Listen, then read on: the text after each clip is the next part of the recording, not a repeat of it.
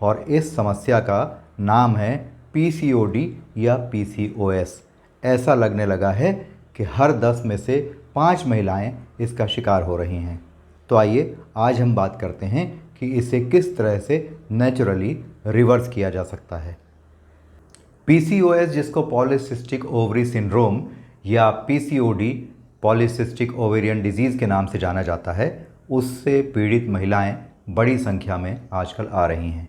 इसका सबसे बड़ा कारण है बदलती हुई जीवन शैली और स्टैग्नेंट लाइफस्टाइल।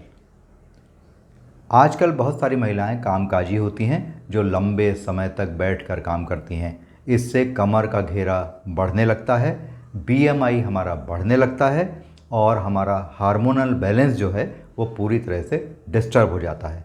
पीसीओडी का कारण हार्मोनल इम्बैलेंस ही होता है।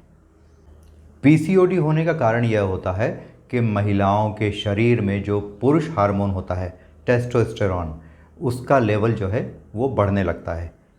अब इसके लक्षण क्या होते हैं? तो इसके मुख्य लक्षण होते हैं चेहरे पर या चेस्ट के पिछले भाग में बालों का उगना, वज़न का अचानक बढ़ने लगना।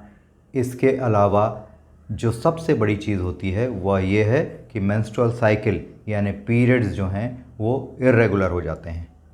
जैसा कि हमने पहले बताया कि यह सीडेंट्री लाइफस्टाइल के कारण ही होता है। अमेरिकन सोसाइटी ऑफ रिप्रोडक्शन का कहना है कि इनमें से जब कोई 2 लक्षण दिखाई पड़ें तभी हमें यह मानना चाहिए कि हमें पीसीओडी की समस्या हो गई है। अब बात करते हैं इसके उपचार की।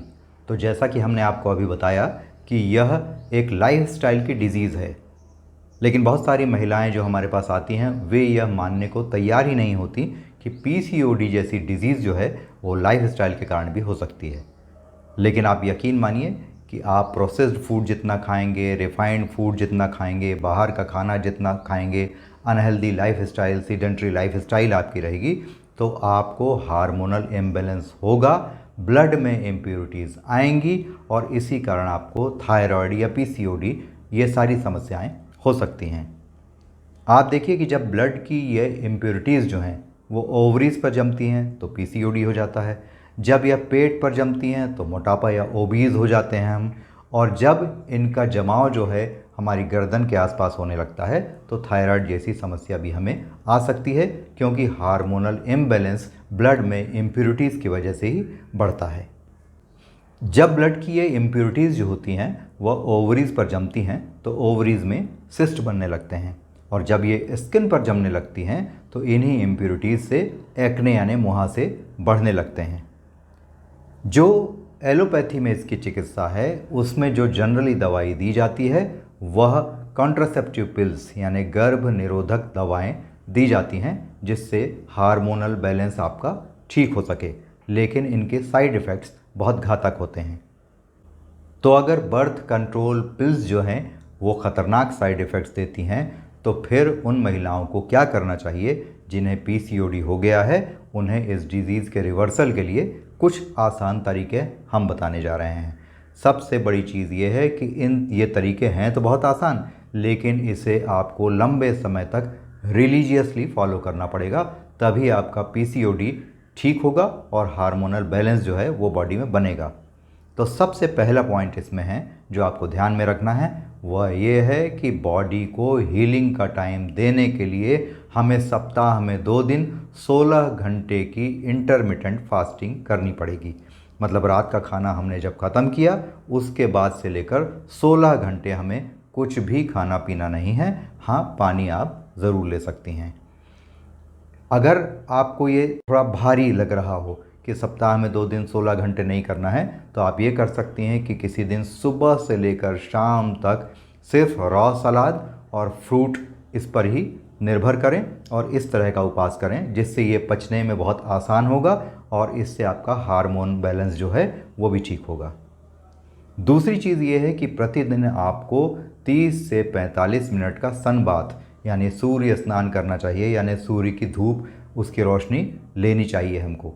इसके साथ ही हमें अनुलोम विलोम और कपालभाति प्राणायाम धूप में बैठकर ही आधा आधा घंटे करने चाहिए। इसके साथ ही 30 से 40 मिनट की वॉकिंग, जिसमें सीढ़ी चढ़ना उतरना भी बहुत इम्पॉर्टेंट होता है, वो पीसीओडी के रिवर्सल के लिए बहुत कारगर सिद्ध होता है। अगर आप कामकाजी महिला हैं तो हर आधे से पौन घंटे बाद आपको अपनी कंप्यूटर और सीट से उठकर थोड़ा सा चलना फिरना चाहिए, बॉडी का थोड़ा मूवमेंट करना चाहिए, हाथों की थोड़ी एक्सरसाइज करना चाहिए, पैरों की थोड़ी एक्सरसाइज करना चाहिए। इससे आपको बहुत फ़ायदा होगा। लेकिन एक चीज़ और बहुत ध्यान में रखिएगा कि अगर आप अंडरगारमेंट्स या ड्रेस टाइट फिटिंग वाली पहनते हैं तो पीसीओडी में इससे बहुत नुकसान होता है, इसे तत्काल पहनना छोड़ दीजिए। पीसीओडी के रिवर्सल के लिए तीसरी जो महत्वपूर्ण बात है वह है डाइटरी चेंजेस, जिसमें आपको प्रोसेस्ड और रिफाइंड फूड, रेडीमेड फूड जो डिब्बे में बंद बाज़ार से आते हैं, उनका उपयोग तत्काल प्रभाव से कम 9 महीनों के लिए बंद कर देना है। दूध और दूध से बनी चीज़ों का उपयोग हमें कम से कम 9 महीनों के लिए बंद कर देना है। इसी तरह हमें गेहूं की रोटी खाना, अगर हम गेहूं का सेवन करते हैं, गेहूं का दलिया खाते हैं, तो उसका उपयोग भी हमें कम से कम 50% तक घटा देना चाहिए। और अगर आप गेहूं खाने के शौकीन ही हैं तो गेहूं के आटे में लौकी, चुकंदर या गाजर ऐसा कुछ वेजिटेबल मिला लीजिए, जिससे वह रोटी आपके लिए कम नुकसानदायक हो जाए। इसके अलावा जो लोग नॉन वेजिटेरियन हैं उन्हें कम से कम 9 महीने के लिए नॉन वेज तत्काल छोड़ देना चाहिए। इससे आपको पीसीओडी के रिवर्सल में बहुत ज़्यादा स्पीड मिलेगी।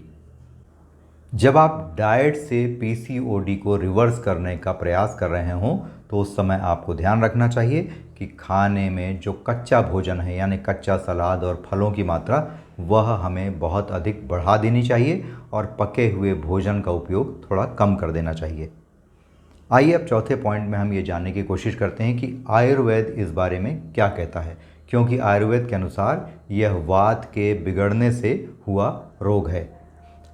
तो आयुर्वेद का कहना यह है कि यदि हम अशोक के वृक्ष की छाल से बनी दवा जो होती है अशोकारिष्ट, उसका उपयोग 3 से 6 महीने के लिए करेंगे तो इसमें बहुत फ़ायदा होता है।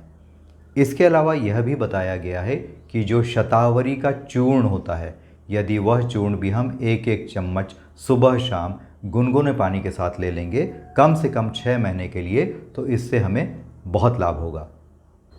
आयुर्वेद ने महिलाओं के लिए एक सलाह और दी है, वह है कि नाभि के आसपास और नाभि के नीचे का जो पोर्शन होता है उसमें हमें तिल के तेल से नियमित मालिश करना चाहिए। इससे भी पीसीओडी में हार्मोनल बैलेंस बनाने में फ़ायदा मिलता है।